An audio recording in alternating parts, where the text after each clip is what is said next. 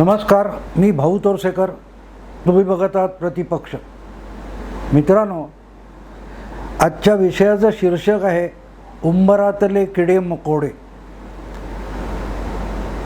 गाणं तुम्ही बराच वेळ ऐकलेलं आहे आणि त्या गाण्यात मला एक मोठा आशय सापडला, आजच्या परिस्थितीला अनुरूप असा. म्हणून म्हटलं तेच शीर्षक ठेवावं. गदिमांचं गाणं आहे, उंबरातले किडे मकोडे उंबरी करीती लीला, जग हे बंदिशाला.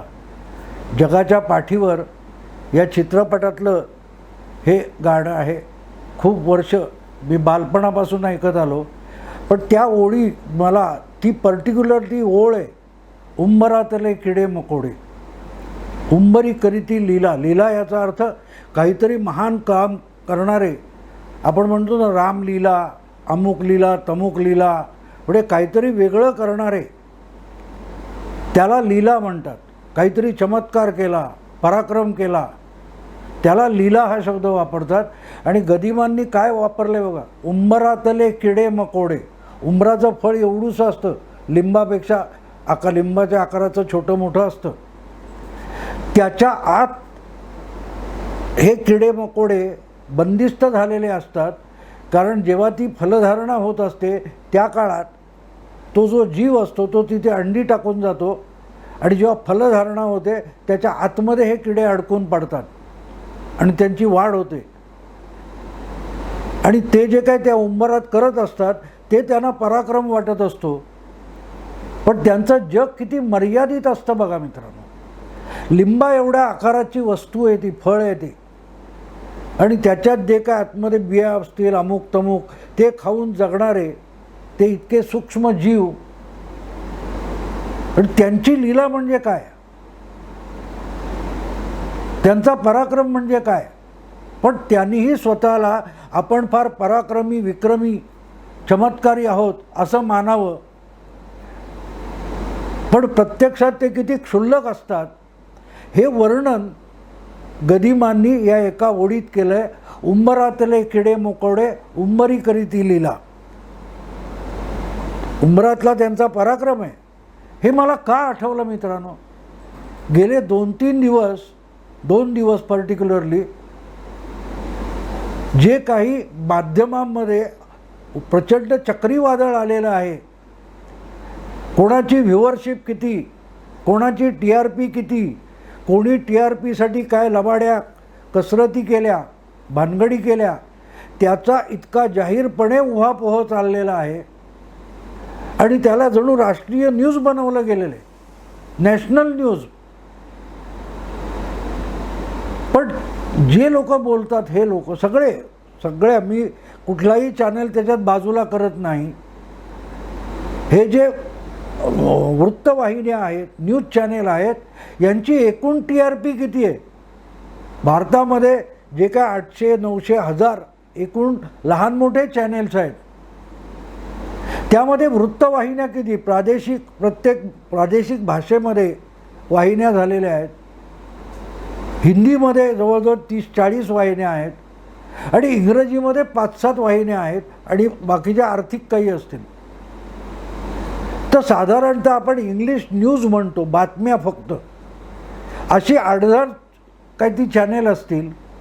आणि त्यांच्यातल्या TRPवरून जी मारामारी आहे ही सगळ्यात जास्त कोणाची TRP, कोणाला सगळ्यात जास्त प्रेक्षक मिळतो.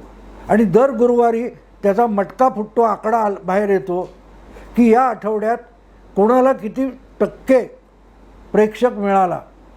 आणि मग आम्हाला 44%, आम्हाला काय 52%, आम्हाला 27%, आम्हाला 14%.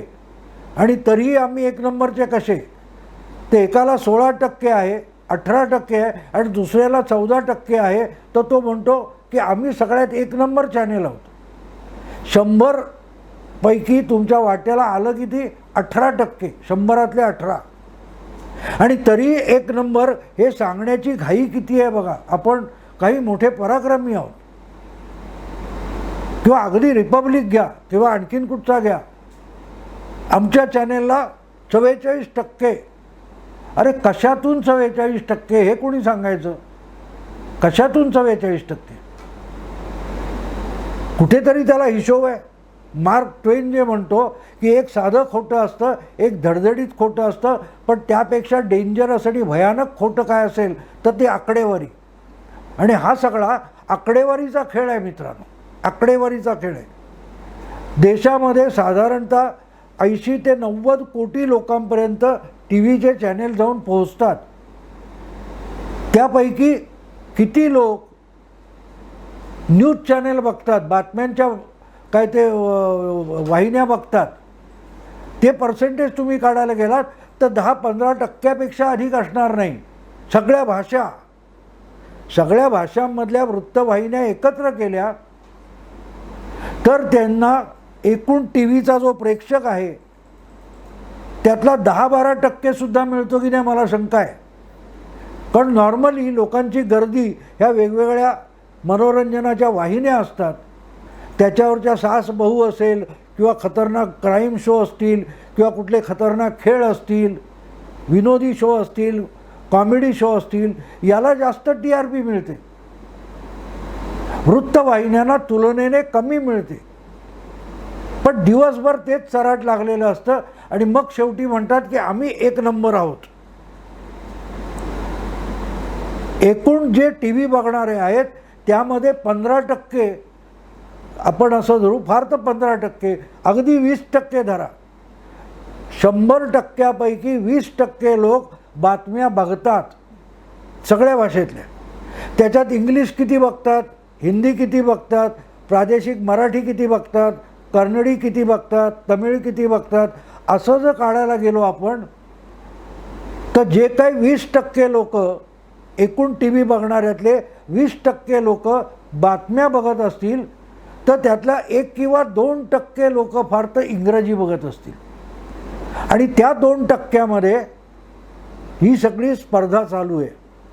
जे कालपासून जे काही वाद रंगलेले आहेत की India today, times now, Republic यांच्यात सर्वाधिक TRP कोणाची, याच्यावरून जे एकमेकाचे वाभाडे काढले जात आहेत ते सगळे किती टक्के आहेत, किती टक्के त्यांची सगळ्यांची गोळाबेरीज किती आहे.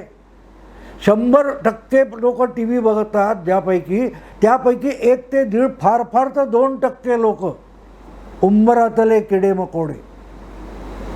एकूण प्रेक्षकातले म्हणजे एक माणूस वृत्तवाहिनी बघतो तर किती बघत नाहीत ते बघा तुम्ही. आणि मग तुमच्या लक्षात येईल की एकूण 1% अधिक लोक इंग्रजी वृत्तवाहिन्या बघतच नाहीत, त्यांना इंग्लिश येत नाही. पण दादागिरी करणारे सगळेच्या सगळे इंग्रजी भाषेतले चॅनेल आहेत, इंग्रजी भाषेतले. त्या इंग्रजी भाषेमध्ये किती मालिका चालतात सांगा मला, का नाही चालत? कारण त्याचा प्रेक्षक इतका कमी आहे की त्याचं धंदेवाईक उत्पादन निर्मिती ही कुठच्याही चॅनेलला शक्य नाही. त्यापेक्षा परदेशी आणून इकडे दाखवतात. पण हिंदी मालिका, मराठी मालिका निघतात कारण त्याचा प्रेक्षक मोठा आहे, इंग्लिशचा नाही आहे. आणि मग ही सगळी मारामारी आपण 2 दिवस बघतोय ती कसली आहे तर देशातले टी व्ही बघणाऱ्यांपैकी 1% इंग्लिश वृत्तवाहिन्या बघत असतील हे गृहीत आहे, असतील असं नाही, त्यापेक्षाही कमी असेल. म्हणजे 80-100 कोटी लोक आपण गृहीत धरले बघणारे तर त्यातला 1% म्हणजे 1 कोटी लोक इंग्लिश चॅनेल बघतात. आणि त्याच्यावरून इंडिया टुडे, रिपब्लिक एकमेकाचे कपडे फाडत सुटलेले आहेत की तो चोर कसा आहे बघा, तो कसा बेशरम कसा आहे बघा, त्याने कशी लबाडी केली आहे बघा, तो फ्रॉड आहे, तो भामटा आहे. हे एकमेकाचे कपडे फाडतायत. कोण आहे ती माणसं? समाजातली सेलिब्रिटी, प्रतिष्ठित, बुद्धिमंत, काय काय विशेषणं स्वतःला हे लावून घेतात हे तुम्हाला माहिती आहे. Editor, deputy editor, senior editor, ज्येष्ठ ॲनालिस्ट, काय जे असेल ते. इंग्रजी वृत्तवाहिन्या बघणारी जर 1 कोटीपेक्षा जास्त लोकसंख्या नाही तर भारतीय टी व्ही बघणाऱ्यांमध्ये हे जग, इंग्रजी वृत्तवाहिन्यांचं जग हे उंबरातले किडे मकोडे आहेत. कालपासून तुम्ही ज्यांची भांडणं बघताय ते कोण आहेत? उंबरातले किडे मकोडे. आणि आपण कसे श्रेष्ठ आहोत आणि हे फक्त आमच्याकडेच बघायला मिळतंय, हे फक्त आम्हीच सांगतोय, यांनी फक्त आम्हालाच मुलाखत दिली आहे, यांनी आम्हालाच प्रमाणपत्र दिले म्हणून आपापल्या पाठी थोपटून घेत आहेत. हे पराक्रमी पुरुष कुठले आहेत? उंबरातले किडे मकोडे. या देशातली 99% जनता ज्यांना बघत नाही, ज्यांचं ऐकत नाही, अशा लोकांचीही भांडणं आहेत. मी फक्त इंग्रजी वृत्तवाहिन्यांविषयी बोलतोय, इंग्रजी जर्नलिझमविषयी बोलतोय. पण त्यांचा दबदबा असतो, कारण या देशातली जी काही उच्चभ्रू समाज आहे, म्हणजे मोठमोठ्या सोसायटीत राहणारा उद्योगपती, अधिकारी, प्रशासकीय अधिकारी यांना इंग्रजी बघण्याची सवय आहे आणि त्यामुळे जनमानसावर यांचा प्रभाव पडतो हे गृहीत आहे. आणि म्हणून इंग्रजी वृत्तवाहिन्यांचा दबदबा मानला जातो. त्यांची नक्कल हिंदी किंवा इतर भाषिक करतात. पण प्रत्यक्षात सामान्य जनतेपर्यंत इंग्रजी बातमी पोचत नाही. मग ही भांडणं कशावरून चालली आहेत? या लढाया, अगदी महाभारतासारखी लढाई 2-3 दिवस चाललेली आहे. आणि कशासाठी चालली आहे? TRP. किती TRP? ती आकड्यांमध्ये सांगा, टक्क्यामध्ये नका सांगू. अगदी खरी असेल, खोटी असेल. किती कोटी लोक रिपब्लिक चॅनल बघतात, किती कोटी लोक टाइम्स नाऊ बघतात, किती कोटी लोक किंवा किती लाख लोक इंडिया टुडे बघतात. कधीतरी हे आकडे द्या. नाही, ते आकडे देणार नाहीत. आकडे फक्त टक्केवारीचे दिले जातात. कारण खरे आकडे बघायला जाल तर ते हिंदीपेक्षाही अतिशय दुय्यम असतील. एखाद्या प्रादेशिक भाषेच्या तुलनेत सुद्धा इंग्रजी वृत्तवाहिन्यांचे आकडे कमी किंवा दुय्यम ठरू शकतात. आणि म्हणून सगळं नाटक कुठे चालतं? टक्केवारी. आणि ही टक्केवारी कशातून येते? 1 कोटीसुद्धा इंग्रजी लोक बातम्या बघत नाहीत. त्यातून हा तमाशा चालू आहे. आणि एकापेक्षा एक संपादक, कोण राजदीप सरदेसाई, कोण इकडे अर्णब गोस्वामी, तिकडे कोण आणखीन राहुल कंवल, बरखा दत्त. आणि आपण कसे सर्वाधिक बघितले जाणारे आहोत? नाही, सर्वाधिक दखल घेणारे. हां, हे मान्य करावं लागेल की या देशातल्या महत्त्वाच्या व्यक्ती, अधिकारी, जो उच्चभ्रू वर्ग आहे, अतिशय उच्चभ्रू वर्ग आहे, जो सामान्य माणसाकडे तुच्छतेने बघतो,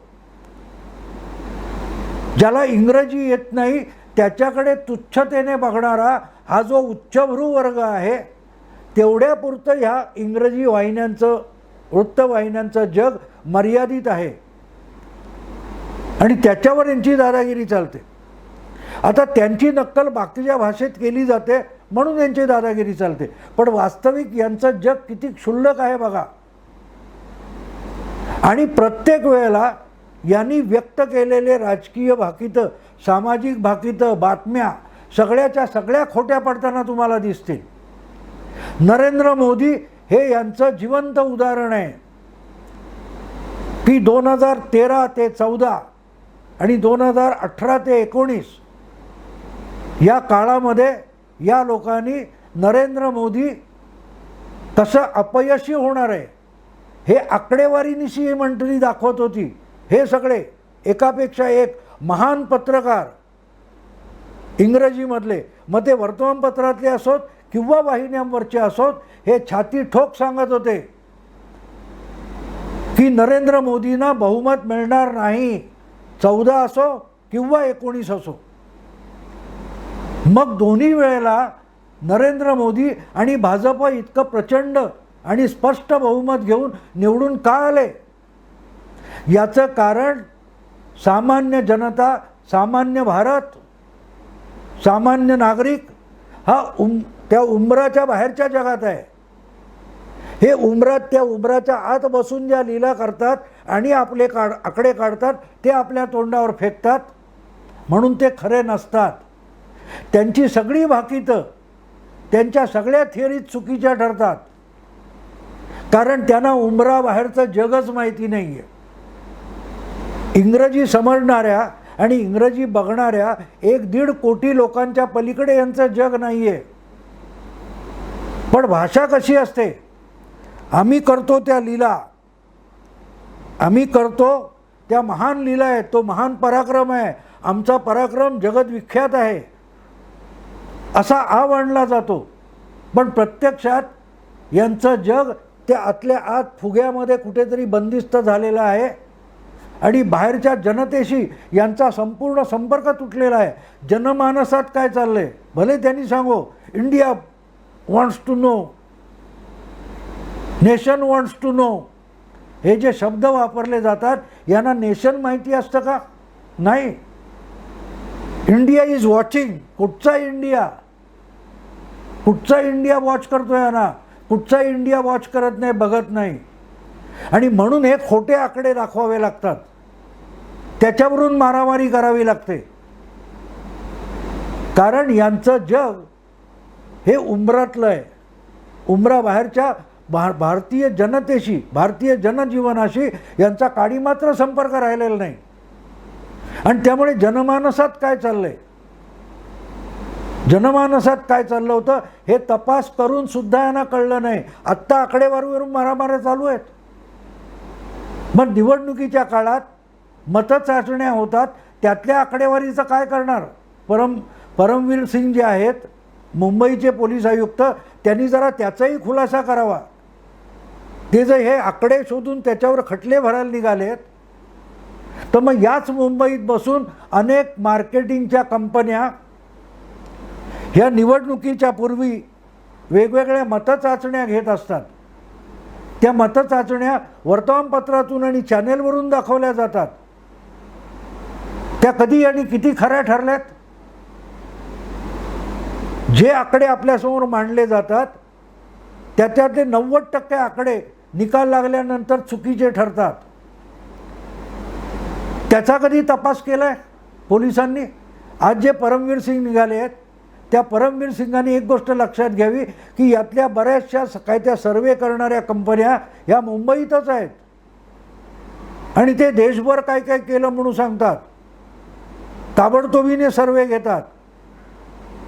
मग तो फ्रॉड नाही आहे.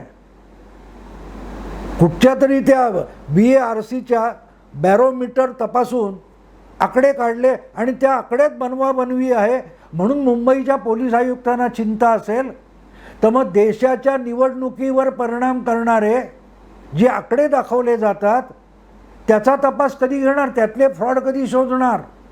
EVMवर शंका घेतल्या गेल्या, लक्षात घ्या. मतदान यंत्रावर शंका घेतल्या गेल्यात आणि कशाच्या आधारावर घेतल्या गेल्या? हे असले खोटे आकडे चाचण्यातून काढले जातात, त्यावरून केले ना. EVMवर प्रश्नचिन्ह कुठून लागलं? ह्या असल्या खोट्या मतचाचण्यांच्या आकड्यातून लागलं. आणि या खोट्या मतचाचणीचे आकडे येतात कुठून? उंबरातले किडे मकोडे, ज्यांना प्रत्यक्ष जनमानसाशी संबंध राहिलेला नाही. त्यांना कळत नाही जनमानस कुठल्या दिशेने जात आहे, लोकांच्या मनात काय आहे, लोक मोदींना का मत देतात. हे जर या लोकांना कळलं असतं तर गोष्ट वेगळी होती. पण आपल्याला लक्षात येतं की यांचं जग आणि आपलं जग हे फार वेगळं आहे.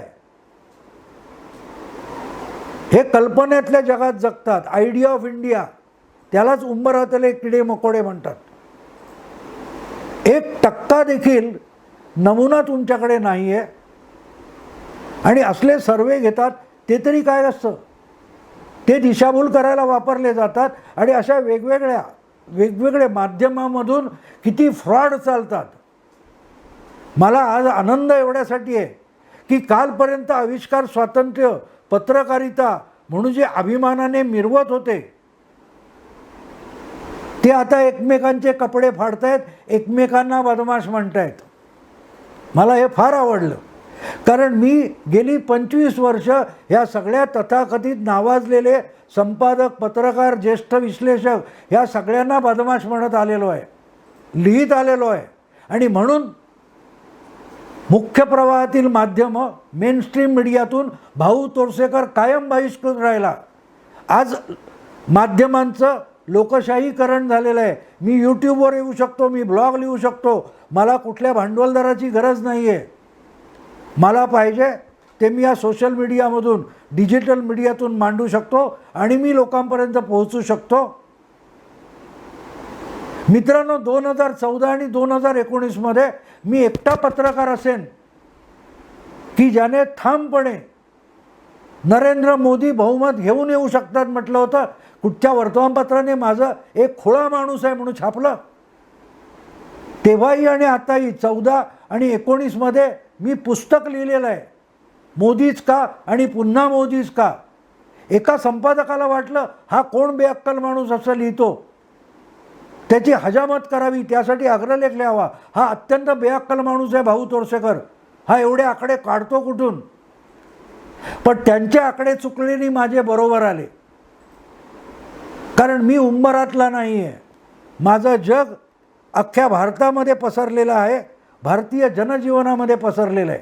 मी यांच्यासारखा उंबरातला किडो मकोडा नाही. मी जनतेत वावरतो, लोकांशी बोलतो, लोकांमध्ये असतो, हिंडतो फिरतो, त्यांच्याशी हितगुज करतो. अगदी खेड्यातल्या माणसाची, बसमधल्या माणसाची, रेल्वेच्या प्लॅटफॉर्मवर उभा राहून बोलतो, किंवा ते बोलतात ते ऐकतो. आपल्या मनातलं नाही सांगत, कारण मी त्या जगातला आहे, मी उंबरातला नाही आहे. आणि म्हणून मी मेनस्ट्रीम मीडियात बहिष्कृत होतो. आणि हे सगळे महान होते ना. आता कोण एकमेकाला बदमाश म्हणतोय बघा. एकमेकाला बदमाश म्हणणारे कोण आहेत? इंडिया टुडे, टाइम्स नाव आणि तुमचं रिपब्लिक, आणि सगळे कसे गिधाडासारखे त्या रिपब्लिकवर तुटून पडले. कशी गंमत आहे बघा मित्रांनो, कशी गंमत आहे. पण जेव्हा तुमच्या आमच्यापैकी कोण असेल, शिवसैनिकांनी कोणाला थोबाडीत मारली, मग लगेच पत्रकारितेचा मांडला जातो. पण आता एकमेकांना मारतायत त्याचं काय? हे सगळे संपादक, पत्रकार आणि ज्येष्ठ पत्रकार हे एकमेकावर कसले आरोप करतायत, गुणगान करतायत एकमेकाचं. एकापेक्षा एक फ्रॉड कसे आहेत त्याचं अख्खी पारायणं चालू आहेत गेले 2 दिवस. आणि हे समाजातले प्रतिष्ठित आहेत, बुद्धिमंत आहेत, मान्यवर आहेत, नामवंत आहेत, उंबरातले किडे मकोडे. हे उंबरातले किडे मकोडे आहेत. त्यांचं जग तेवढ्यापुरतं मर्यादित आहे. आणि जेव्हा ते फाटलंय, उंबर फाटलं, तेव्हा बाहेरचं जग बघून यांना घाम फुटलेला आहे. आणि मग एकमेकावर TRPचे आरोप सुरू झालेत. आणखीन या विषयावर मी बोलणार आहे. पर्टिक्युलरली सगळ्या कशा खोट्या बातम्या, विकाऊ बातम्या, अजेंडा बातम्या कशा दिल्या जातात हे. आणि आज नाही आहे हे, फक्त TRP पुरतं नाही आहे. खोट्या मुलाखती, प्रदीर्घ मुलाखती, मॅरेथॉन मुलाखती, सोडलेल्या बातम्या, पुढे म्हणून सोडलेल्या बातम्या, तयार केलेले नॅरेटिव्ह, लोकांच्या माथी मारलेले नॅरेटिव्ह. हाथरस प्रकरण कुठे गेलं होतं? काय झालं त्या हाथरस प्रकरणाचं? कुठे आहेत ते राहुल गांधी आणि प्रियांका गांधी? त्यांना दाखवण्यासाठी ज्यांची गर्दी झाली होती ते आता हाथरसबद्दल का बोलत नाहीत? नॅरेटिव्ह, तुमच्या माथी खोटं मारणं, यासाठी हा धंदा उभा राहिला आहे ज्याला मीडिया म्हणतात. त्याचे वाभाडे मी आणखीन काही एपिसोड बनवून करणार आहे. पण आत्ता इथेच थांबतो मित्रांनो. तुम्हाला व्हिडिओ आवडला तर मित्र परिचितांना फॉरवर्ड करा. प्रतिपक्ष प्रत्येक गोष्टीची वेगळी बाजू, बाल की खाल निकाल करतात, वेगळी बाजू सांगतो. त्याला अधिकाधिक सबस्क्राईब करा. आता इथेच थांबतो. नमस्कार.